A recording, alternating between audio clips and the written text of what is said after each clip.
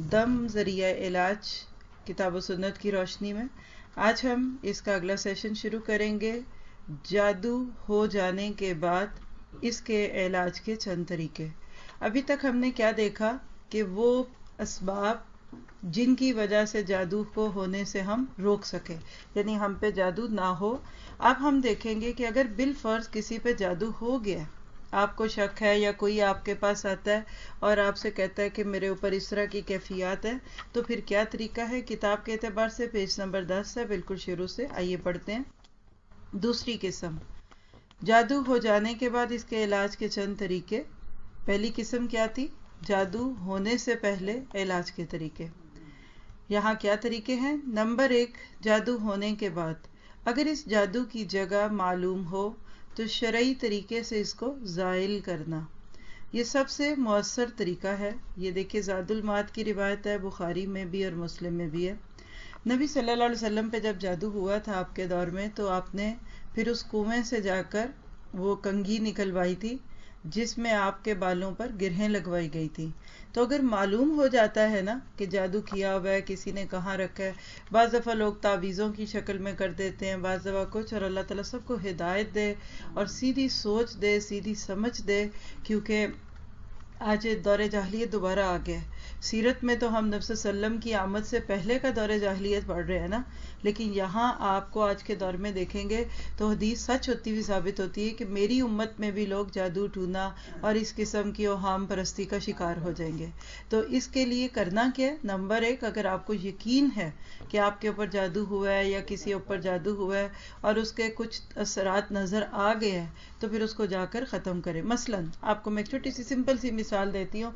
आपके घर से तावीज़ निकलते हैं और आप देखते हैं कि उन तावीज़ों के अंदर यानी कुछ उल्टम पुल्टम बातें लिखी हुई हैं। आप उसको खोलते हैं, या आपको घर में कोई एक ऐसा पुतला या कोई मिट्टी का या आटे का बना हुआ कोई एक ऐसा स्टैचू दिखता है, उसके अंदर पिन्ने लगी हुई हैं। बग़ैर किसी से पूछे, बग़ैर मशवरा किए आप उसको ज़ाया कर दें। मसलन आप देखिए कि तावीज़ है, बहुत सारे लोग डरते हैं तावीज़ खोलते हुए, किसी के गले में है या आपको घर में कपड़ों से कपड़े ठीक करते हुए उसमें से तावीज़ नज़र आ गया। अब बात लोग खौफ डरते, हाय पता नहीं इसमें क्या है। देखिए ये भी ईमान की कमज़ोरी है कि आप तावीज़ से डरें। आप इसको क्या करें, तावीज़ को फ़ौरन खोलें।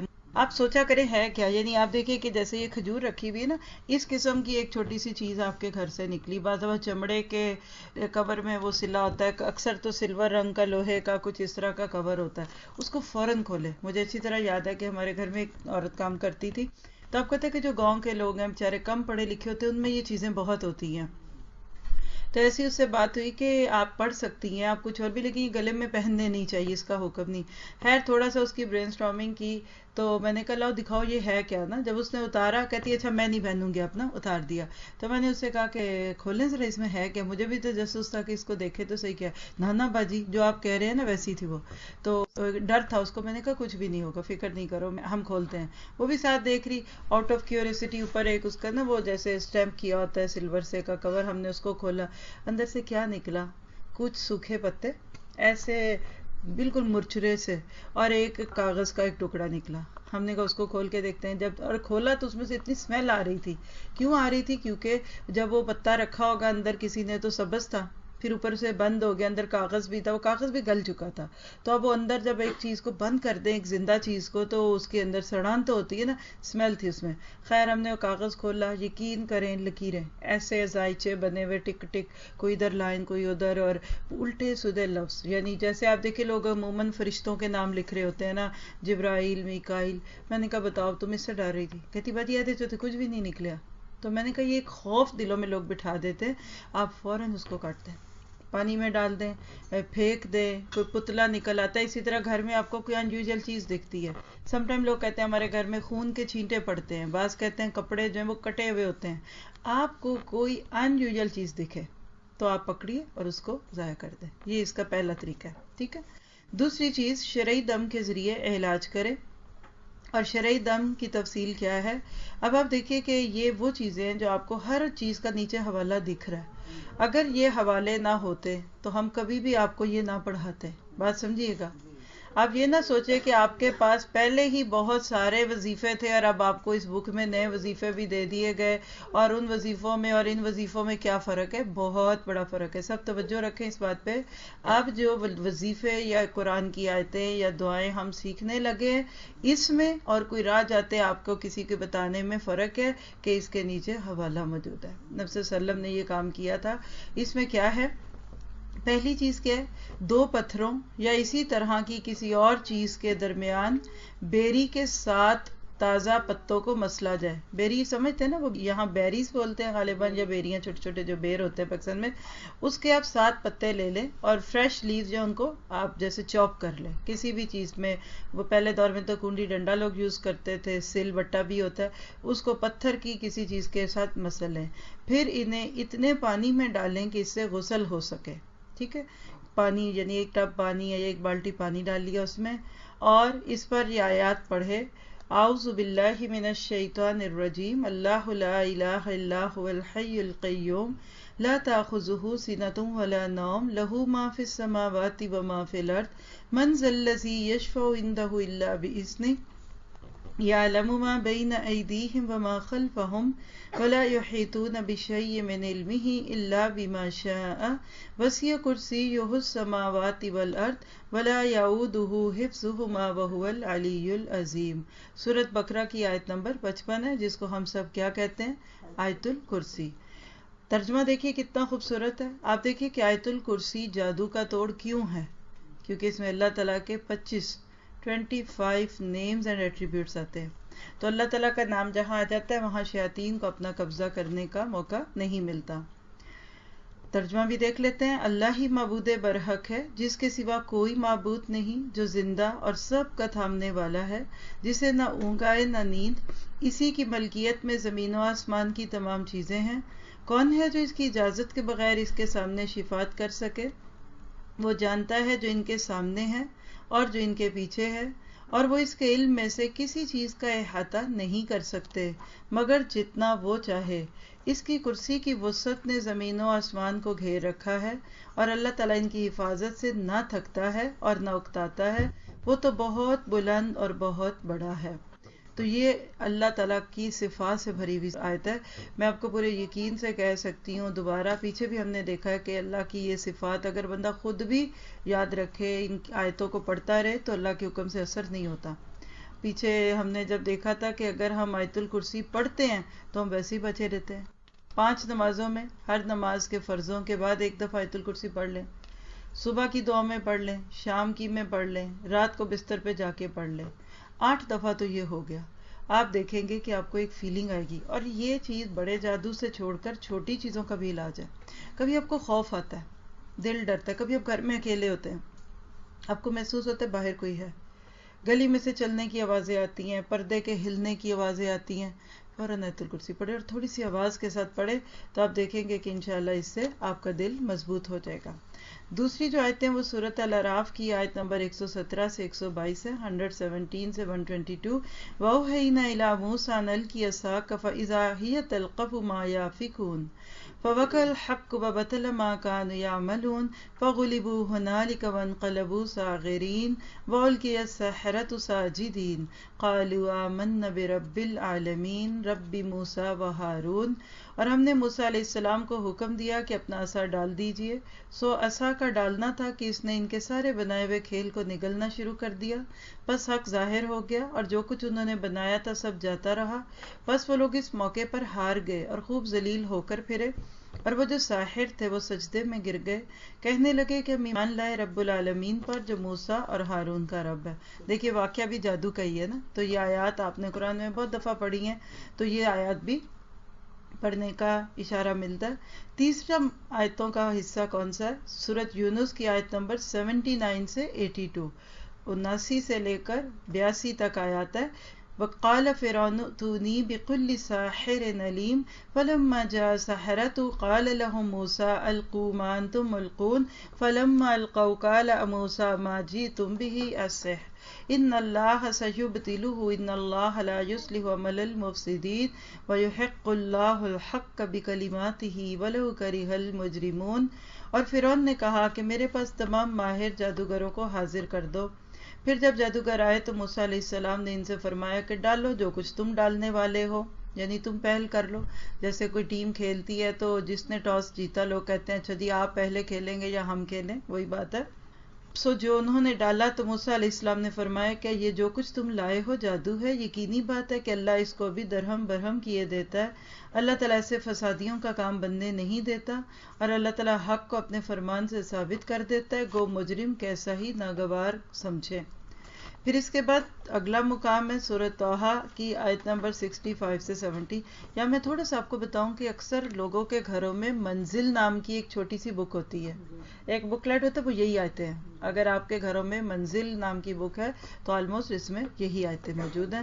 سورۃ طٰہٰ کی آیت 65 سے 70 ہے. قالوا یا موسیٰ اما ان تلقی وَإِمَّا أَن نَّكُونَ أَوَّلَ مَنْ أَلْقَىٰ قَالَ بَلْ أَلْقُوا فَإِذَا حِبَالُهُمْ وَعِصِيُّهُمْ يُخَيَّلُ إِلَيْهِ مِنْ سِحْرِهِمْ أَنَّهَا تَسْعَىٰ فَأَوْجَسَ فِي نَفْسِهِ خِيفَةً مُوسَىٰ قُلْنَا لَا تَخَفْ إِنَّكَ أَنتَ الْأَعْلَىٰ وَأَلْقِ مَا فِي يَمِينِكَ تَلْقَفُ مَا صَنَعُوا إِنَّمَا صَنَعُوا كَيْدُ سَاحِرٍ وَلَا يُفْلِحُ السَّاحِرُ حَيْثُ أَتَىٰ فَأُلْقِيَ السَّحَرَةُ سُجَّدًا قَالُوا آمَنَّا بِرَبِّ هَارُونَ وَمُوسَىٰ. کہنے لگے کہ موسیٰ یا تو پہلے ڈال یا ہم پہلے ڈالنے والے بن جائیں. جواب دیا کہ نہیں، تم ہی پہلے ڈالو. اب تو موسیٰ علیہ السلام کو یہ خیال گزرنے لگا کہ ان کی رسیاں اور لکڑیاں ان کے جادو کے زور سے دوڑ رہی ہیں. بس موسیٰ علیہ السلام نے اپنے دل میں ڈر کو محسوس کیا. ہم نے فرمایا کچھ خوف نہ کر، یقیناً تو ہی غالب اور برتر رہے گا، اور تیرے دائیں ہاتھ میں جو ہے اسے ڈال دے کہ ان کی تمام کاریگری اس کو نگل جائے. انہوں نے جو کچھ بنایا یہ صرف جادوگروں کے کرتب ہے، اور جادوگر کہیں سے بھی آئے کامیاب نہیں ہوتا. اب تو تمام جادوگر سجدے میں گر پڑے اور پکار اٹھے کہ ہم تو موسیٰ اور ہارون علیہم السلام کے رب پر ایمان لے آئے. تو گویا کہ یہ آیات پڑھنے کے بعد انسان کے اندر ایک اسٹرینگتھ بھی آتی ہے، اللہ تعالیٰ کے وعدوں پہ یقین ہے. پھر 5واں مقام سورۃ کافرون ہے. بہت سارے لوگ الحمدللہ اس کو جانتے ہیں. 30ویں پارے کی سورت ہے. بسم اللہ الرحمن الرحیم. قل یا ایھا الکافرون لا اعبد ما تعبدون ولا انتم عابدون ما اعبد ولا انتم عابدون ما اعبد ولا انا عابد ما عبدتم ولا انتم عابدون ما اعبد لکم دینکم ولی الدین. آپ کہہ دیجئے کہ کافرو، نہ میں عبادت کرتا ہوں اس کی جس کی تم کرتے ہو، اور نہ تم عبادت کرنے والے ہو ان کی جن کی میں کرتا ہوں، اور نہ میں عبادت کروں گا جن کی تم عبادت کرتے ہو، اور نہ تم اس کی عبادت کرنے والے ہو جس کی میں عبادت کر رہا ہوں. تمہارے لیے تمہارا دین ہے اور میرے لیے میرا دین. دیکھیے اکثر جادو کرنے کرانے والے جو لوگ ہوتے ہیں نا، یہ مشرک ہوتے ہیں، کافر ہوتے ہیں، عقائد ان کے خراب ہوتے ہیں. تو ایسی آیتیں پڑھ کر ہم ان کو یہ بتاتے ہیں کہ تمہارے اس جادو سے ہمارا کوئی تعلق نہیں ہے. پھر اسی طرح سورۃ اخلاص. بسم اللہ الرحمن الرحیم. قل هو اللہ احد اللہ الصمد لم یلد ولم یولد ولم یکن لہ کفوا احد. آپ کہہ دیجئے کہ وہ اللہ ایک ہے، اللہ تعالیٰ بے نیاز ہے، نہ اس سے کوئی پیدا ہوا، نہ وہ کسی سے پیدا ہوا، اور نہ کوئی اس کا ہمسر ہے. پھر سورۃ فلق اور ناس ہے. بسم اللہ الرحمن الرحیم. قل اعوذ برب الفلق من شر ما خلق ومن شر غاسق اذا وقب ومن شر النفاثات فی العقد ومن شر حاسد اذا حسد. آپ کہہ دیجئے کہ میں صبح کے رب کی پناہ میں آتا ہوں ہر اس چیز کے شر سے جو اس نے پیدا کی ہے، اور اندھیری رات کی تاریکی کے شر سے جب اس کا اندھیرا پھیل جائے، اور گرہ لگا کر ان میں پھونکنے والیوں کے شر سے بھی، اور حسد کرنے والے کی برائی سے بھی جب وہ حسد کرے. پھر سورۃ ناس. بسم اللہ الرحمن الرحیم. قل اعوذ برب الناس ملک الناس الہ الناس من شر الوسواس الخناس الذی یوسوس فی صدور الناس من الجنۃ والناس. آپ کہہ دیجئے کہ میں لوگوں کے پروردگار کی پناہ میں آتا ہوں، لوگوں کے مالک کی، لوگوں کے معبود کی پناہ میں، ہٹ کر وسوسہ ڈالنے والے کے شر سے. جو لوگوں کے سینوں میں وسوسہ ڈالتا ہے، مراد کون ہے؟ شیطان، خواہ وہ جنوں میں سے ہو یا انسانوں میں سے. اب یہ ساری آیتیں جو ہم نے دیکھی، یہ تمام آیات پانی پر پڑھنے کے بعد اس میں سے 3 گھونٹ پی لے اور باقی سے غسل کر لے. اس طرح انشاءاللہ بیماری ختم ہو جائے گی. بیماری کے افاقے تک اگر کئی بار ایسا کرنے کی ضرورت محسوس ہو تو ایسا کرنے میں کوئی حرج نہیں. اس عمل کا بہت تجربہ کیا گیا ہے، اللہ تعالیٰ نے بہت فائدہ دیا. بالخصوص جسے اپنی بیوی کی طرف سے جادو کا اندیشہ ہو، اس کے لیے یہ بہترین ہے. اب آپ دیکھیے فتاوی ابن باز کا یہ فتویٰ، اس لیے ہم اس پہ کچھ بھی نہیں بولیں گے، جو بات ہمارے سامنے ہے اس کو آپ لے کر دیکھ لیں کہ یہ عمل جو ہے انسان کو واقعی ان چیزوں سے روکتا ہے۔ اب آپ دیکھیں گے کہ یہ سارا کچھ کرنے کے بعد جو بندہ یہ چیزیں پڑھ رہا ہے وہ فزیکلی اور اسپرچولی اپلفٹ فیل کرے گا نا۔ آپ قرآن کی کلاس میں آ کر اپنے آپ کو اسٹرانگ محسوس کرتے ہیں؟ گھر بیٹھے ہو تو ذرا بیمار نہیں تھے؟ سستی نہیں تھی؟ کتنا نے سوچا تھا کہ آج نہیں جاتی، آج طبیعت ٹھیک نہیں، کل سے شروع کروں گی، لیکن آ گئے تو ٹھیک ہو گئے۔ ڈاکٹر کی دکان پہ آ کے بیٹھنے سے ہی بندہ آدھا ٹھیک ہو جاتا ہے۔ تو یہ ایک برکت ہوتی ہے، یہ ایک ہماری زندگیوں میں قرآن کی تاثیر ہوتی ہے۔ میں نے یہ چیز کثرت سے فیل کی ہے کہ جو بچے بہت چھوٹی عمر میں اسکول میں آنا شروع ہو جاتے ہیں نا، ان کے کان اتنے عادی ہو جاتے ہیں تلاوت سننے کے، کبھی کچھ دعائیں چل رہی ہیں، کبھی کوئی لیکچر چل رہا ہے، ان کو سمجھ نہ بھی آئے لیکن اس کا اثر طبیعت پہ آتا ہے۔ اس کے برعکس آپ دیکھیے کہ گھروں میں موسٹ آف دا ٹائم گھروں میں میوزک چلے، اگر ٹی وی چل رہا ہے، گیمز چل رہی ہیں، کمپیوٹر گیمز ہیں، تو آپ دیکھیں کہ وہ بچے بہت تھرل پہ آ جاتے ہیں، بہت ہائپر ہو جاتے ہیں۔ تو یہ سب کچھ کر کے ہم نے پھر بھی یہ کہنا ہے کہ اللہ تو ہی یہ سب کر سکتا ہے، تو ہی یہ ہوگا، ہم تیرے اوپر نظریں رکھتے ہیں، ورنہ یہ کام ہم سے ممکن نہیں ہے۔ اور یہ ساری چیزیں کرنے کے بعد بھی ایمان رکھیے، اگر اللہ شفا دے گا، اگر اللہ تعالیٰ چاہے گا تبھی صحت ہوگی، ورنہ نہیں ہوگی، کیونکہ اللہ کے ہاتھ میں ہے۔ ہم دوا کھاتے ہیں، اس کے بعد بھی دوا سے فائدہ کب ہوتا ہے؟ جب اللہ تعالیٰ چاہتا ہے۔ پھر اس کے بعد انشاءاللہ نیکسٹ چلے ہم اگلی نشست میں، کیونکہ بہت ساری آج اس میں آیتیں آ گئی ہیں، تو ہم اگلی نشست میں پھر کچھ اور چیزیں دیکھیں گے جو ہمارے آپ کے عمل میں آئیں گی، اور اللہ تعالیٰ چاہے گا تو ہمیں اس سے بچائے گا۔ اچھا، اب سوال پیدا ہوتا ہے کہ جس کے اوپر جادو ہوتا ہے تو وہ بیچارہ تو اپنے حال میں ہی نہیں ہوتا، اس کا کیا معاملہ ہے؟ پھر دوسرا پڑھ دے۔ یہ ایسے ہی ہے کہ جو کام آپ خود کر سکتے ہیں نا خود کریں، جو کام آپ نہیں کر سکتے پھر کوئی دوسرا کرے۔ جیسے حضرت عائشہ رضی اللہ تعالیٰ عنہا فرماتی ہیں کہ نبی صلی اللہ علیہ وسلم کی عادت مبارک تھی کہ آپ جب رات کو بستر پہ جاتے تھے تو آپ اپنے ہاتھوں پہ قل اعوذ برب الناس، فلق، قل هو اللہ احد پڑھ کے ایسے پھونکتے، اور اس کے بعد جہاں تک ہاتھ جاتا وہاں تک آپ اس کو لے جاتے۔ لیکن اپنی بیماری کے دنوں میں جب آپ کمزور ہو گئے، آپ خود نہیں پڑھ سکتے تھے، تو آپ مجھے کہتے تھے کہ آج تم میرے لیے یہ کام کرو۔ تو کیا پتہ چلا؟ جو آپ خود کر سکتے ہیں وہ خود کریں، کیونکہ آپ بہت سارے لوگوں کے ذہنوں میں ایک سوال ہوگا کہ یہ ساری آیتیں پڑھنے پڑھانے اور اس کے علاج کے لیے پھر ہم کسی بابا جی کو ڈھونڈیں یا کس طرح سے ڈھونڈیں؟ تو بابا جی کو ڈھونڈنے کی ضرورت نہیں ہے، آپ خود بھی اپنے لیے یہ عمل کر سکتے ہیں۔ ٹھیک ہے، سن لیں۔ دیکھیں، آپ کو پتہ ہے کہ آج کل رقیہ بہت سارے ایسے ہیں، شرعی رقیہ سے اتنے خوبصورت بھی ہیں، قرآن کی تلاوت ہی ہے نا، تو آپ لوگ اس کو سنیں۔ میں نے خود فیل کیا، ذرا سا آپ لیزی فیل کریں نا، سستی ہے یا کبھی کبھی انسان ہو جاتا ہے ایسے ڈراؤزی سا، آپ وہ سنیں، آپ کے اندر ہمت آ جائے گی۔ تو اگر خود پڑھ نہیں سکتے تو سن لیں، ٹھیک ہے؟ انشاءاللہ ٹھیک ہے، یہاں رکتے ہیں پھر۔ سبحانک اللہم و بحمدک، اشہد ان لا الہ الا انت، استغفرک و اتوب الیک۔